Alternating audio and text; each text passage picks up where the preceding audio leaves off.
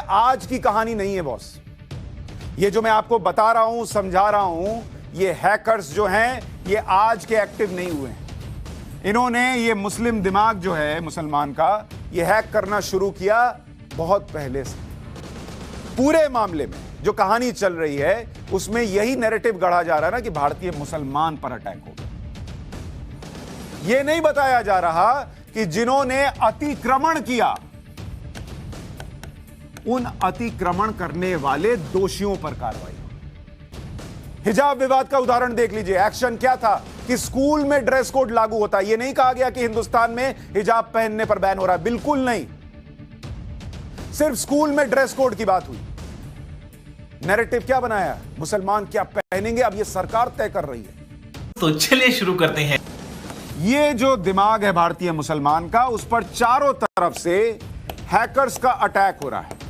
और ये हैकर्स कौन हैं जो कि अटैक कर रहे हैं? चारों तरफ से हो रहा है, ये चारों तरफ से अटैक हो रहा है। लगातार मुसलमान के दिमाग पर ये अटैक करते हैं। और जब ये अटैक करते हैं तो उसके दिमाग को हैक करने के बाद उसमें भरते क्या हैं? पहली चीज भरते हैं, तुम विक्टिम हो, तुम प्रताड़ित हो, तुम मजलूम हो। दूसरा कि तुम्हारे ऊपर अत्याचार हो रहा है, तुमको टारगेट किया जा रहा है। तीसरा, तुम टारगेट हो, तुम निशाने पर हो। यह सब उसके दिमाग में इंस्टॉल करते हैं। चौथी बड़ी चीज इंस्टॉल करते हैं कि तुम्हारा धर्म खतरे में है। खतरे में है तुम्हारा धर्म, यह भी याद रखो। ये सारी चीजें फिर बढ़ते हैं। पांचवा, हिंदूवादी सरकार है, यह तुम्हें खा जाएगी, यह तुम्हें बर्बाद कर देगी। और आपने देखा होगा कि किस तरीके से नरसंहार हो जाएगा, मुस्लिम जेनोसाइड, इंडियन मुस्लिम अटैक, ये सब ट्रेंड कराया जाता है। तो ये सारे हैकर्स जो है ना, वो लगे हुए हैं भारतीय मुसलमान के दिमाग को अटैक करने, हैक करने में। बुलडोजर का मामला कोर्ट पहुंचा। कहानी क्या गढ़ी गई? मुसलमान को टारगेट करके बुलडोजर चल रहा है। अब देखिए कोर्ट में क्या हुआ। जमीयत उलमाए हिंद की तरफ से पेश हुए वरिष्ठ वकील दुष्यंत दवे, उन्होंने जो दलीलें रखी, और नॉर्थ दिल्ली म्युनिसिपल कॉर्पोरेशन यानी एनडीएमसी की तरफ से पेश हुए सॉलिसिटर जनरल तुषार मेहता ने जो दलीलें रखी, वो आपको आज जाननी चाहिए। तब आपको समझ में आएगा हैकिंग कैसे होती है। दुष्यंत दवे ने कहा कि दिल्ली म्युनिसिपल कॉर्पोरेशन एक्ट की धारा 343 के तहत किसी प्रॉपर्टी को तोड़ने से पहले उस व्यक्ति को सुनवाई का पर्याप्त अवसर दिया जाना चाहिए, लेकिन बिना कोई नोटिस दिए जल्दबाजी में बुलडोजर चलाया गया। लड़ाई इस बात की नहीं लड़ी जा रही है कि इंक्रोचमेंट नहीं है, लड़ाई इस बात की लड़ी जा रही है कि इंक्रोचमेंट होने के बावजूद आपने पहले नोटिस क्यों नहीं दिया। यह ध्यान रखिएगा। मतलब इंक्रोचमेंट है, और इंक्रोचमेंट को तो कोई सही नहीं बता सकता, तो आप गलत का सपोर्ट करने गए। इस पर सरकारी वकील तुषार मेहता ने कहा कि नोटिस न देने वाली बात ही गलत है। संबंधित लोगों को नोटिस दिए जा चुके हैं। फुटपाथ, सड़क से रेहड़ी, ठेले, कुर्सी हटाने के लिए कोई नोटिस देने का कानून नहीं। और दिल्ली हाई कोर्ट का आदेश है कि ऐसी चीजों के लिए आपको नोटिस देने की जरूरत नहीं है। और ये इंक्रोचमेंट हटाने के लिए भी दिल्ली हाई कोर्ट ने कह रखा। तो सोचिए दिमाग कैसे हैक होता है। इंक्रोचमेंट है, सारी चीजें हैं, लेकिन डिफेंड किया जा रहा, लड़ाई लड़ी जा रही है, ताकि मैसेज जो है वो दिमाग में इंस्टॉल हो जाए कि देखो मेरे साथ ये सब। दुष्यंत दवे ने आगे कहा कि अगर अवैध निर्माण के खिलाफ एक्शन करना ही है तो सैनिक फार्म में करो, गोल्फ लिंक में करो, जहां दूसरे घर में इंक्रोचमेंट है, लेकिन उन्हें छूने की हिम्मत नहीं है। गरीब को टारगेट किया जा रहा है। तुषार मेहता ने कहा कि संबंधित व्यक्ति कोर्ट में नहीं आए। अगर वो इतने गरीब हैं, अगर मजलूम हैं, अगर उन्होंने इंक्रोचमेंट नहीं किया तो उनको कोर्ट में आना चाहिए था ना। लेकिन वो जानते हैं कि उन्होंने उल्लंघन किया है, उनको नोटिस गया है, उन्हें नोटिस दिखाना पड़ता है। इसलिए एक संस्था के जरिए सुप्रीम कोर्ट में याचिका लगाई गई जो इसे सांप्रदायिक रंग दे रहे हैं। फिर दुष्यंत दवे ने कहा कि दिल्ली में 731 अनाधिकृत कॉलोनीज हैं जहां लाखों लोग रहते हैं, लेकिन अवैध निर्माण पर एक्शन के लिए एक कॉलोनी चुनी गई क्योंकि एक कम्युनिटी को टारगेट करना है। इस पर सरकारी वकील तुषार मेहता ने कहा कि यह एक तय पैटर्न है जिसे समझना चाहिए। जो मैं कह रहा हूं कि एक सेक्शन इस मुद्दे पर सुप्रीम कोर्ट में पीआईएल लगा देता है, उसके बाद पूरा पॉलिटिकल स्पेक्ट्रम इससे जुड़ जाता है इसको डिफेंड करने के लिए। दुष्यंत दवे ने कहा कि दंगों में कुछ दिन बाद दिल्ली बीजेपी प्रदेश अध्यक्ष आदेश गुप्ता ने नॉर्थ दिल्ली एमसीडी कमिश्नर को चिट्ठी लिखी जिसमें कहा गया कि दंगाइयों की प्रॉपर्टी पर बुलडोजर चलाया जाए। मतलब उनके हिसाब से दिल्ली बीजेपी के अध्यक्ष ने कह दिया इसलिए बुलडोजर चल गया। तुषार मेहता ने कहा कि दिल्ली में सिर्फ फुटपाथ और पब्लिक रोड से अतिक्रमण हटा है और यह कार्रवाई इस साल 5वीं बार हुई है। उन्होंने कहा जनवरी में भी हुई, फरवरी में हुई और फिर अप्रैल में भी हुई। लेकिन आप उसको दंगे से कनेक्ट करते हुए सीधे हाईकोर्ट सुप्रीम कोर्ट चले गए, क्योंकि आपको इस मामले में दिखाना था कि देखो तुमने पत्थर चलाया, तुमने बोतलें फेंकी तो क्या हो गया, वो तलवारें लहरा रहे थे, तुमने फेंक दिया, ये तो तुमको करना ही था। उसको भी गलत नहीं बता रहे और फिर जाकर बता रहे हैं कि देखो ये कार्रवाई इसलिए हुई क्योंकि तुमने पत्थर चला दिया। ना पत्थर चलाना गलत, ना बोतल चलाना गलत, ना सड़क छेकना गलत, ना इंक्रोचमेंट गलत। अरे भाई कुछ तो गलत कर रहे होंगे। दुष्यंत दवे ने कहा कि पुलिस और सिविल अथॉरिटी संविधान से बंधे हैं, ना कि बीजेपी नेता के लेटर से। यह कैसे हुआ कि बीजेपी के प्रदेश अध्यक्ष ने एमसीडी कमिश्नर को चिट्ठी लिखी और उन्होंने बुलडोजर चलाना शुरू कर दिया। इस पर सॉलिसिटर जनरल तुषार मेहता ने कहा कि बुधवार को जो कार्रवाई की गई वो सिर्फ स्टॉल, चेयर जैसे अतिक्रमण को हटाने के लिए की गई थी।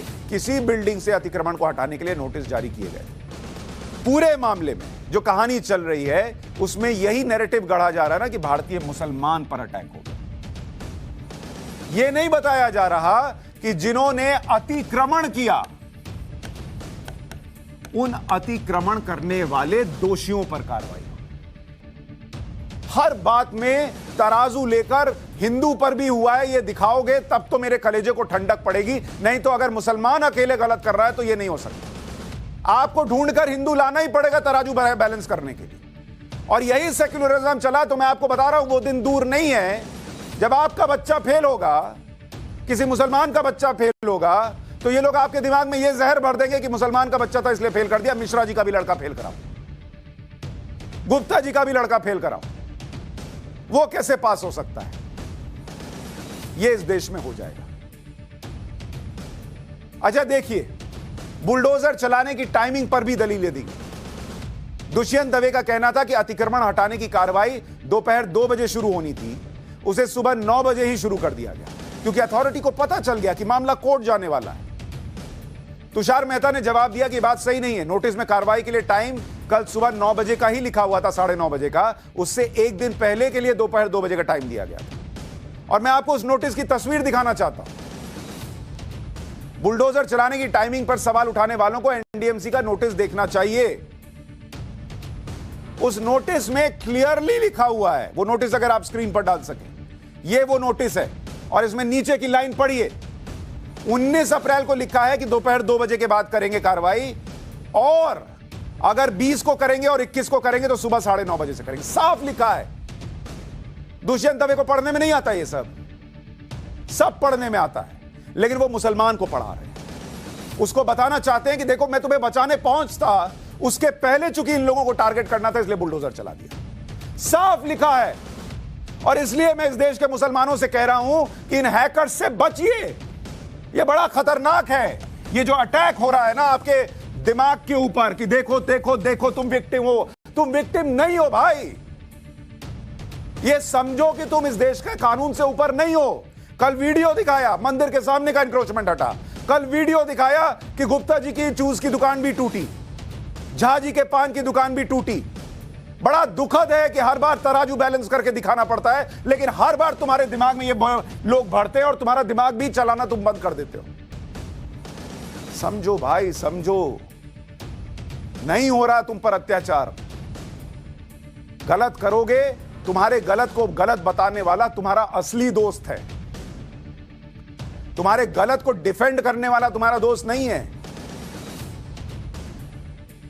जो तुम्हें नशा कराए, सिगरेट पीना सिखाए, शराब पीना सिखाए, और जो तुम्हारा अपना भाई तुमको रोके, दोस्त रोके, परिवार का कोई रोके कि ये गलत काम कर रहे हो, और उसको वो दुश्मन का देखो आ गया ना, तुमको अपनी जिंदगी भी नहीं जीने दे रहा, तुमको जो है कोई स्वतंत्रता नहीं है, तुमको टारगेट कर रहा है, तुमको ये कर रहा है, वो तुम्हारा दोस्त नहीं है भाई। दोस्त वो है जो तुम्हें सही राह दिखा रहा है कि गलत करोगे तो तुमको भी भुगतना होगा। यही इस देश में चलेगा, हिंदू के लिए भी, मुसलमान के लिए भी, सिख के लिए भी, ईसाई के लिए भी। तो इन हैकर्स से बचो। कैसे बचोगे मैं अभी बताऊंगा। दूसरे राज्यों में बुलडोजर से अतिक्रमण हटाने की कार्रवाई हो रही है। इसके खिलाफ जमीयत उलमाए हिंद की अर्जी पर वरिष्ठ वकील कपिल सिब्बल खड़े हो गए। कपिल सिब्बल ने क्या कहा? इंक्रोचमेंट पूरे देश में गंभीर समस्या है, लेकिन मुद्दा यह है कि इंक्रोचमेंट से मुसलमानों को जोड़ा जा रहा है। जब जुलूस निकलता है और हिंसा होती है तो उसके बाद सिर्फ एक समुदाय के घरों पर बुलडोजर चलता है। मध्य प्रदेश में मंत्री कहते हैं कि मुस्लिम ऐसा करते हैं तो उन्हें न्याय की उम्मीद नहीं करनी चाहिए। मंत्री किस हक से यह कह रहे हैं? यह कपिल सिब्बल कह रहे थे। इस पर सरकारी वकील तुषार मेहता ने जवाब दिया, और बहुत ध्यान से यह जवाब सुनिएगा, कि मध्य प्रदेश के खरगोन में जो बुलडोजर चला उसमें 88 प्रभावित परिवार हिंदू थे, मात्र 26 परिवार मुसलमान थे। अब मुझे बताइए, कपिल सिब्बल के लिए क्या यह मुश्किल था पता लगाना कि 88 हिंदुओं पर कार्रवाई हुई और 26 मुसलमानों पर? लेकिन वो नहीं पता लगाएंगे, और पता रहते हुए भी आपको भारतीय मुसलमान को नहीं बताएंगे, क्योंकि दिमाग हैक करना है। आपके दिमाग में भरना है कि तुम विक्टिम हो, तुम पर अत्याचार हो रहा है, टारगेट हो, धर्म में जो है वो खतरे में। 88 हिंदुओं पर कार्रवाई हुई, किसी हिंदू के दिमाग में भरा गया? कपिल सिब्बल हिंदुओं के लिए गए क्या कि हिंदू जो है वो टारगेट हो रहा है मध्य प्रदेश के अंदर? नहीं। और कपिल सिब्बल वो व्यक्ति हैं जो कह रहे हैं कि इंक्रोचमेंट गंभीर समस्या है, फिर भी डिफेंड कर रहे हैं। कह रहे हैं कि मुस्लिम से जोड़ रहे हैं, इस बात ये दिक्कत है कि मुस्लिम का इंक्रोचमेंट हटा रहे हैं। अरे क्यों नहीं हटेगा भाई? क्यों नहीं हटेगा मुसलमान का इंक्रोचमेंट? सॉलिसिटर जनरल जब यह बता रहे थे कि मध्य प्रदेश में 88 हिंदुओं पर कार्रवाई हुई परिवारों पर और 26 मुसलमान परिवार पर, तो उन्होंने क्या कहा आपको पता है? उन्होंने कहा कि इस तरह का आंकड़ा देना अच्छा नहीं लग रहा, क्योंकि सरकारी कार्रवाई हिंदू मुसलमान देखकर हुई नहीं थी, लेकिन यह आंकड़ा देना पड़ रहा है इन लोगों की वजह से। मजबूर कर दिया इन लोगों ने कि बताओ इसमें कितने हिंदू कितने मुसलमान। ये वो लोग हैं जो सेना में भी कितने मुस्लिम हैं कितने हिंदू हैं ये ढूंढने पर आते हैं, ताकि दिमाग में भर दें कि देखो तुमको फौज में नहीं लेते क्योंकि इनको भरोसा नहीं है तुम डिफेंड कर पाओ। ये लोग इस हद तक, और ये लोग का मतलब अभी कपिल सिब्बल की बात नहीं कर रहा हूं, लेकिन पूरा जो सिस्टम है जो दिमाग हैक करता है उसकी बात कर रहा हूं। उसमें पत्रकार भी हैं, आर्टिकल लिखने वाले भी हैं, किताबें लिखने वाले भी हैं, अवार्ड वापसी गैंग भी है, जो आंदोलन जीवी हैं वो भी हैं। क्योंकि इनको, मैं आपको ईमानदारी से बता रहा हूं, आपसे कोई मतलब नहीं।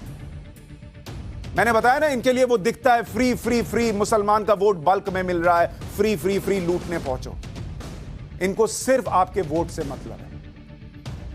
मध्य प्रदेश के मामले में 2021 और 22 में भी नोटिस दिए गए थे, आज कोर्ट में यह भी बताया गया। सुनवाई के दौरान कपिल सिब्बल ने कहा, जब तक इस मामले की पूरी सुनवाई नहीं हो जाती तब तक इस तरीके से किए जा रहे डेमोलिशंस को रोकने का ऑर्डर पास होना चाहिए। इस पर सुप्रीम कोर्ट ने कहा कि हम पूरे इंडिया लेवल पर डेमोलिशन रोकने के खिलाफ है, कोई आदेश ऐसा पारित नहीं कर सकते कि आप पूरे इंडिया लेवल पर डेमोलिशन रोक दो। ये कैसे कर सकते हैं? इस पर कपिल सिब्बल ने कहा कि तो एक काम कीजिए, बुलडोजर वाली कार्रवाई रुकवा दीजिए। तो कोर्ट ने सीधा कहा कि बॉस, डेमोलिशन तो बुलडोजर से ही होगा ना। इतना सा चेहरा रह गया होगा कपिल सिब्बल साहब का। दिल्ली के जहांगीरपुरी में उस अतिक्रमण को हटाया गया जो फुटपाथ और सड़क को घेर रहा। मैं आपको तस्वीरें दिखा रहा हूं।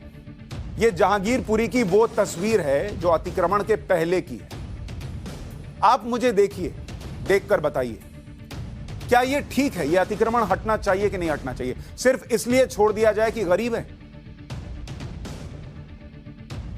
सिर्फ इसलिए छोड़ दिया जाए? जो आज अतिक्रमण के खिलाफ ये कहते हुए चले गए कि मुसलमान हो रहा है, टारगेट हो रहा है, गरीब टारगेट हो रहा है, तो गरीब और मुसलमान देखकर छोड़ने पर आए। उनसे पूछना चाहिए इस देश के मुसलमानों को कि तुमने आज भी 70 साल में से 50 साल राज करने के बाद भी कपिल सिब्बल की पार्टी ने उन्हें सड़क पर अतिक्रमण कर कर रहने के लिए क्यों छोड़ रखा है? वहां जो गंदगी है, जिस हालत में ये रहते हैं, जो बीमारियां होंगी, वो हिंदू मुसलमान नहीं देखती बॉस। कोई पूछे कपिल सिब्बल से, कोई पूछे राहुल गांधी से जो ट्वीट करके कह रहे हैं कि मुसलमान टारगेट हो रहा है, वो मुसलमान पलट के पूछे कि मेरे गलत अतिक्रमण को जस्टिफाई मत करो, पर मुझे बताओ कि तुमने मुझे अतिक्रमण करके रहने पर मजबूर क्यों किया इस देश के अंदर? और अगर बाहर से आया हुआ बांग्लादेशी और रोहिंग्या है तो उनको एंट्री कैसे मिली इस देश के अंदर? ये लोग चाहते हैं कि आप ऐसे ही रहे। ये आज की कहानी नहीं है बॉस। ये जो मैं आपको बता रहा हूं, समझा रहा हूं, ये हैकर्स जो हैं ये आज के एक्टिव नहीं हुए हैं। इन्होंने ये मुस्लिम दिमाग जो है मुसलमान का, ये हैक करना शुरू किया बहुत पहले से। और एक तरह से कहूं तो 80 के दौर में, आपको एक एग्जाम्पल देकर बताता हूं कैसे दिमाग हैक होता है। शाहबानो केस था। शाहबानो इंदौर के एक बड़े वकील मोहम्मद अहमद खान की पत्नी थी। 43 साल की शादी के बाद शाहबानो के पति ने उसे 5 बच्चों समेत घर से निकाल दिया। तब 59 साल की शाहबानो एक झटके में बेघर हो गई। शाहबानो के वकील पति बच्चों की परवरिश के लिए कभी कभी कुछ रकम दे दिया करते थे, लेकिन शाहबानो ने नियमित तौर पर हर महीने गुजारा भत्ता की मांग की। गुजारा भत्ता पर जब विवाद बढ़ा तो शाहबानो के पति ने उसे तलाक बिद्दत यानी 3 तलाक दे दी। मेहर की रकम का भुगतान करके शाहबानो के पति ने कह दिया कि वो अब आगे कोई रकम नहीं देंगे, देख लो। शाहबानो के पति की दलील थी कि भारत में मुस्लिम पर्सनल लॉ के मुताबिक तलाक के बाद 3 महीने इद्दत की मुद्दत होती है। इद्दत की मुद्दत तलाकशुदा महिला की देखरेख की जिम्मेदारी शौहर की होती है, उसके बाद नहीं होती।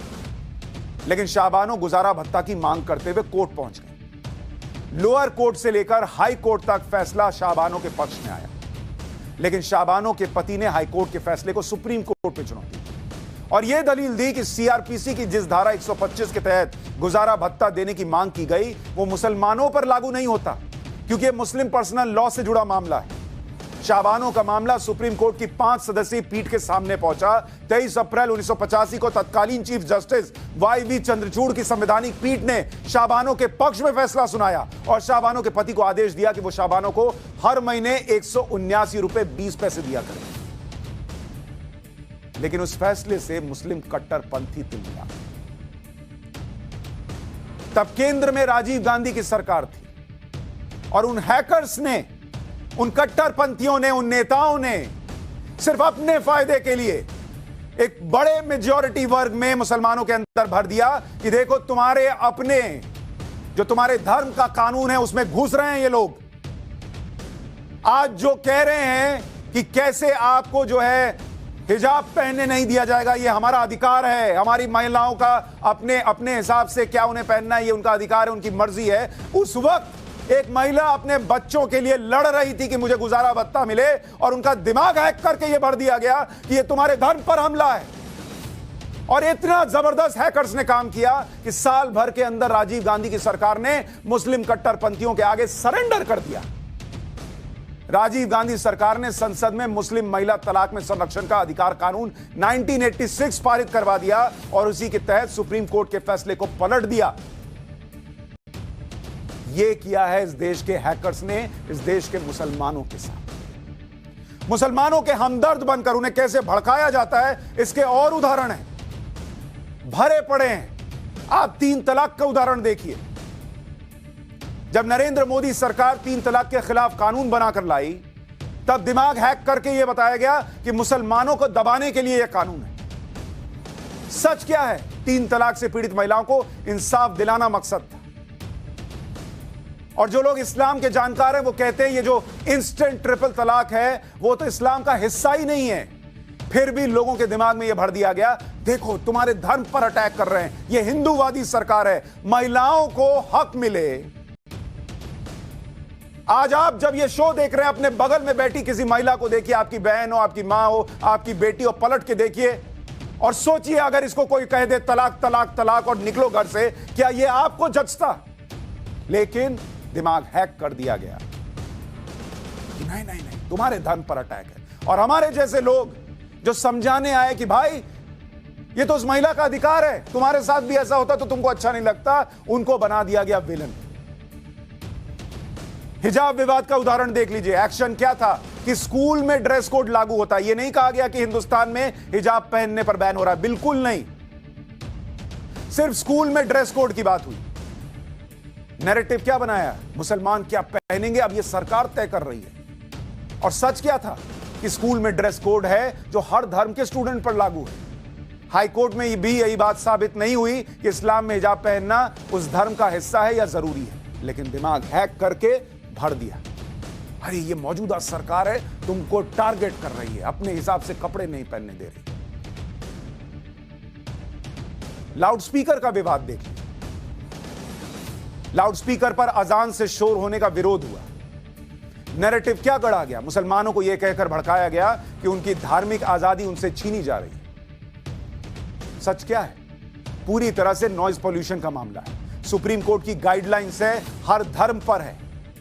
योगी आदित्यनाथ सरकार ने उत्तर प्रदेश में मंदिरों से भी कहा है कि अपनी आवाज कम कीजिए। कल आपको रिपोर्ट दिखाई थी कि मथुरा के मंदिर ने अपनी मर्जी से वॉल्यूम कम कर दिया, लेकिन हैकर्स आपको यह नहीं बताएंगे।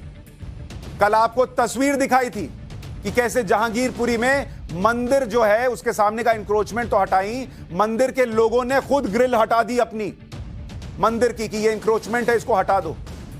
लेकिन हैकर्स आपको ये नहीं बताएंगे। ये बताएंगे तो दिमाग में जहर कैसे भरेगा कि तुम अंडर अटैक हो, फिर देश के साथ कैसे चलोगे? सीए पर गुमराह किया। क्या नैरेटिव था कि मुसलमानों की नागरिकता छीन ली जाए?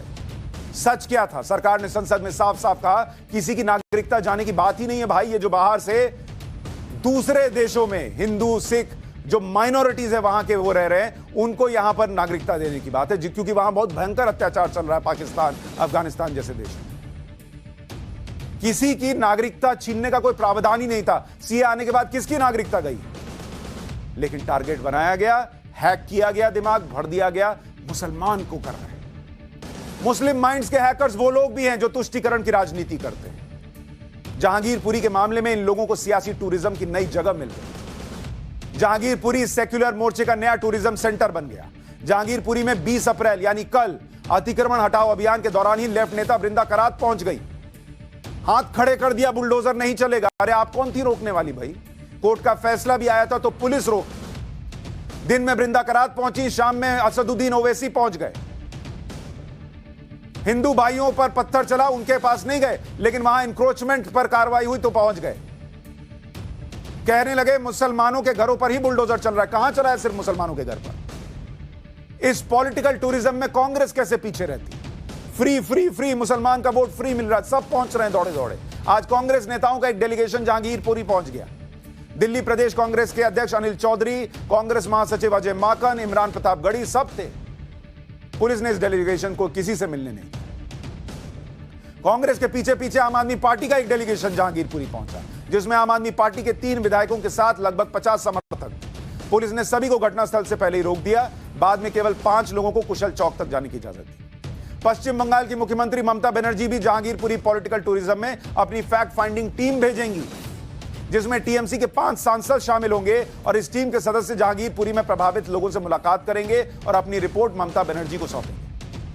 समाजवादी पार्टी अध्यक्ष अखिलेश यादव भी अपना डेलीगेशन जहांगीरपुरी भेजेंगे, जिसमें समाजवादी पार्टी के 5 सदस्य शामिल होंगे। सपा सदस्य जहांगीरपुरी में प्रभावित लोगों से मुलाकात करेंगे। ये सब आएंगे, आपको बताएंगे हमारे साथ कितना गलत है, और आपका पहले से हैक हुआ दिमाग कहेगा यही मेरा दोस्त है। और जो कह रहा है कि देश के कानून के साथ खिलवाड़ हो रहा है अगर अतिक्रमण हटाने से रोका जा रहा है, वो मेरा दुश्मन है। मुसलमानों के दिमाग में विक्टिम कार्ड की चिप डालने वाला एक वर्ग है, जिसके बारे में मैंने आपको बताया।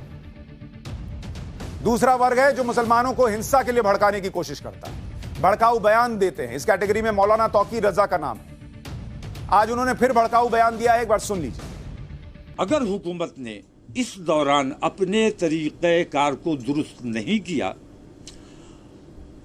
एक तरफा कार्रवाई का अमल जारी रखा, अभी 10 दिन हैं, इन 10 दिनों में अपना तरीक़ेकार दुरुस्त कर ले, वरना हम दिल्ली से इंशाल्लाह ये ऐलान होगा ईद के बाद कि हम देशव्यापी जेल भरो आंदोलन इंशाल्लाह, और उसमें हिंदू मुस्लिम तमाम लोग शामिल होंगे। और जिस दिन मुसलमान सड़कों पर आएगा उस दिन फिर किसी के कब्जे में नहीं आने वाला है, ये समझ लिया जाए।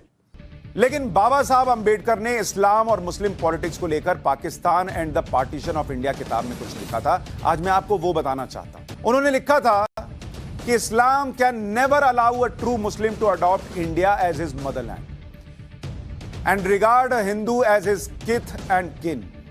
That is probably the reason why Maulana Muhammad Ali Jinnah, a great Indian but a true Muslim, preferred to be buried in Jerusalem rather than in India. इसका मतलब यह है कि बाबा साहब अंबेडकर ने कहा इस्लाम कभी भी एक सच्चे मुस्लिम को भारत मातृभूमि के तौर पर अपनाने नहीं देगा और ना ही किसी हिंदू को कभी अपने भाई और मित्र की तरह मानने देगा। शायद यही कारण है कि मौलाना मोहम्मद अली जो महान भारतीय थे लेकिन एक सच्चे मुस्लिम ने भारत की जगह यरूशलेम में दफनाया जाना पसंद किया। बाबा साहब की फोटो कई जगह आजकल मैंने देखा था शाहीन बाग में भी लगी हुई थी। पता नहीं उन लोगों को यह पता है कि नहीं बाबा साहब ने क्या कहा है। उन्होंने यह भी कहा कि Islam is set to bind people together, but this is only a half truth, for Islam divides as inexorably as it binds. The brotherhood of Islam is not the universal brotherhood of man. It is the brotherhood of Muslims for Muslims only. यानी कहा जाता है कि इस्लाम लोगों को लोगों से जोड़कर रखता है, लेकिन यह अर्ध सत्य है। इस्लाम उतना ही बांटता है जितना जोड़कर रखता है। इस्लाम का भाईचारा सार्वभौमिक भाईचारा नहीं है, यह भाईचारा मुसलमानों का है और सिर्फ मुसलमानों के लिए। बाबा साहब ने यह भी कहा कि the second defect of Islam is that it is a system of social self government and it is incompatible with local self government because the allegiance of a Muslim does not rest on his domicile in the country which is his, but on the faith to which he belongs. यानी इस्लाम की दूसरी खामी यह है कि उनकी सामाजिक स्वशासन की एक प्रणाली है जो स्थानीय शासन के साथ मेल नहीं खाती, क्योंकि एक मुस्लिम की निष्ठा उस देश में उनके निवास स्थान पर नहीं है बल्कि उस विश्वास पर है जिसे वो मानता है।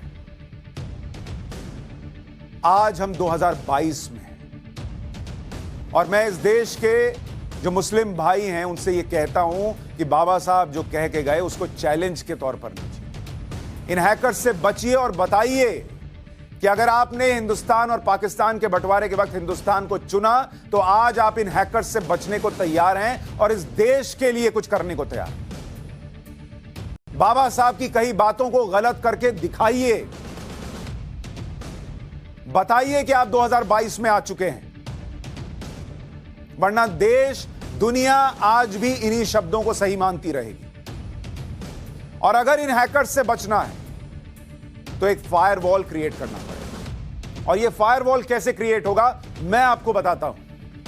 यह फायरवॉल जो क्रिएट होगा वो फायरवॉल इस बात से क्रिएट होगा। फायरवॉल क्या करता है? वायरस को अंदर नहीं आने देता।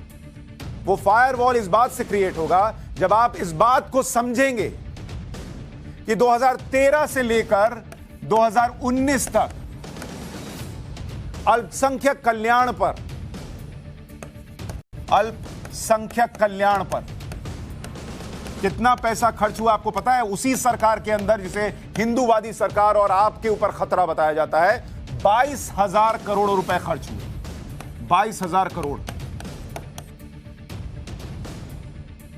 इतना ही नहीं, अल्पसंख्यक छात्र जो हैं उनको जो स्कॉलरशिप मिली, कितने बच्चों को मिली आपको पता है? 3 करोड़ 20 लाख, 3.2 करोड़ को स्कॉलरशिप मिली। और यह पिछली सरकार के मुकाबले ज्यादा है। ज्यादा यानी जिन्हें मुसलमानों का मसीहा बताया जाता है उसके मुकाबले ज्यादा स्कॉलरशिप मिली है उस सरकार में जिससे आपको खतरा बताया जाता है। स्कूली शिक्षा पूरी करने वाले मुस्लिम स्टूडेंट पुरुष 2005-2006 में कितने थे आपको पता है? पुरुष का बता रहा हूं, 11.7% जिन्होंने स्कूली शिक्षा पूरी की। 2015-16 में यह बढ़कर आंकड़ा कितना हो गया आपको पता है? 21.2%। तो जो लोग आपके दिमाग में ये हैक करके भरते हैं कि ये सरकार तो आपको पत्थर थमाना चाहती है, वो आपको स्कूल जाना सिखा रही है, लेकिन आपके दिमाग को हैक किया जा रहा है। देश के साथ आपको आगे बढ़ना है, ये नहीं बताया जा रहा। महिलाओं के लिए ये आंकड़ा 6.6% का था 2005 से 2006 में, और 2015-16 में कितना हो गया? 14.8% मुस्लिम महिलाएं जिन्होंने स्कूल पास किया। अमीर आबादी में मुसलमानों का शेयर 2005-6 में कितना था आपको पता है? 17.2% अमीर आबादी में मुसलमानों का शेयर। यह 2015-16 में और ऊपर चला गया, बढ़ गया। प्रधानमंत्री आवास योजना 31% घर मुस्लिम बहुल इलाके में। प्रधानमंत्री किसान सम्मान निधि 33% लाभार्थी अल्पसंख्यक है। प्रधानमंत्री उज्ज्वला योजना 37% लाभार्थी अल्पसंख्यक है।